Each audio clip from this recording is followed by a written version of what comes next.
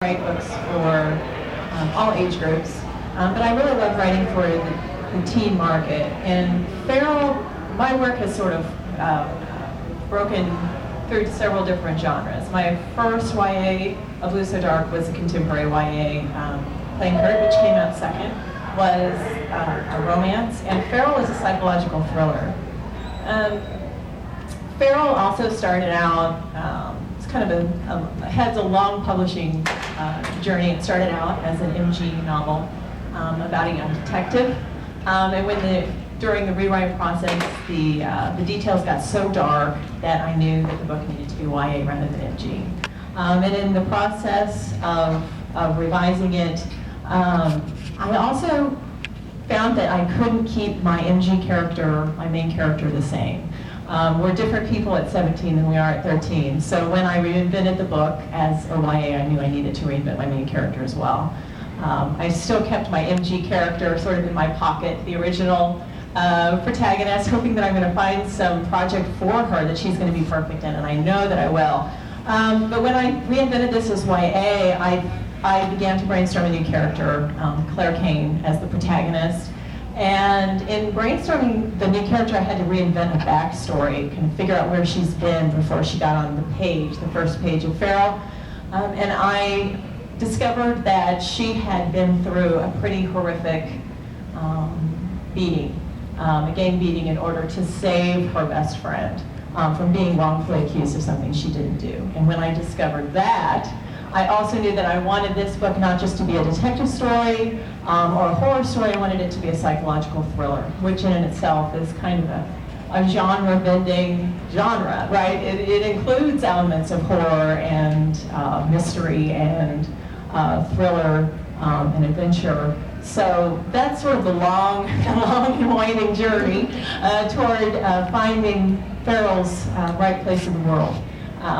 But it is a psychological thriller, and as much as it's a thriller, it also asks, the reader to explore or to ask themselves, what would you do for a friend? We all say we'd do anything for our best friend. We'd take a bullet for our best friend or put our own life on the line. But would you really? And if you did, and it changed your life, would you be okay with it? Would there be resentments?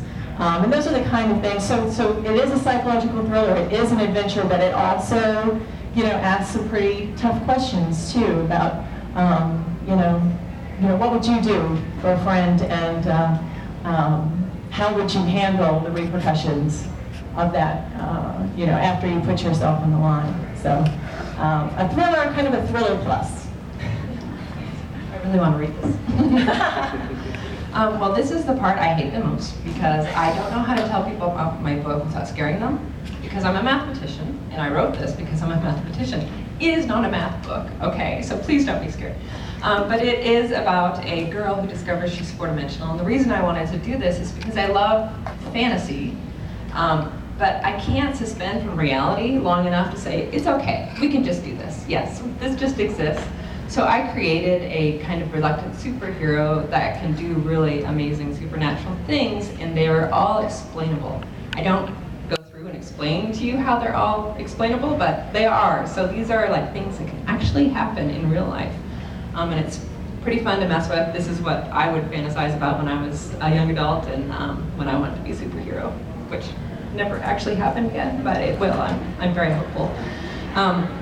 And I used a lot of the same elements that are in young adult, and one of the things I saw as I taught young adults was a lot of insecurity, especially in girls. So when I was figuring out how this was going to go, I really wanted to create kind of a roadmap. How do you gain security? What does that look like? Because all the books I read, the main character was very insecure and just was insecure, or was already established. I don't care what anybody else thinks.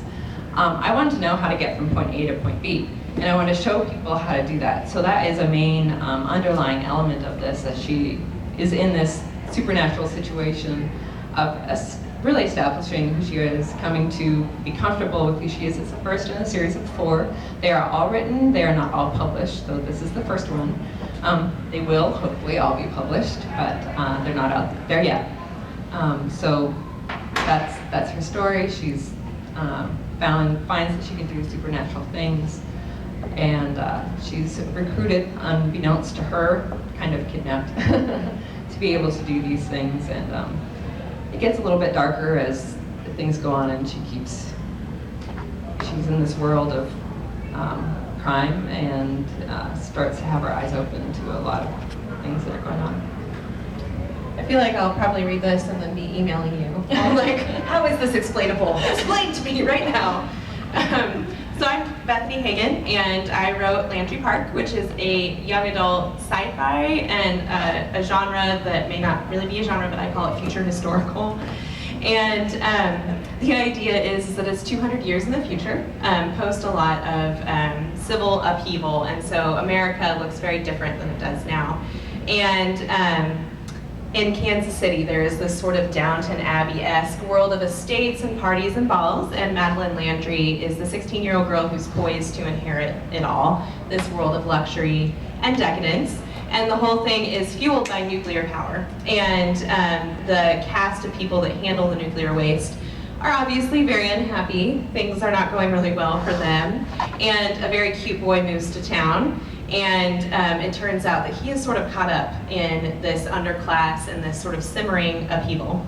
And so what follows is a lot of dancing and kissing and dresses and a lot of riots and fighting. And in the sequel, there's like a really huge body count. Like my editor wrote me back and she's like, can you stop killing people for like one chapter? And I was like, I can't do it.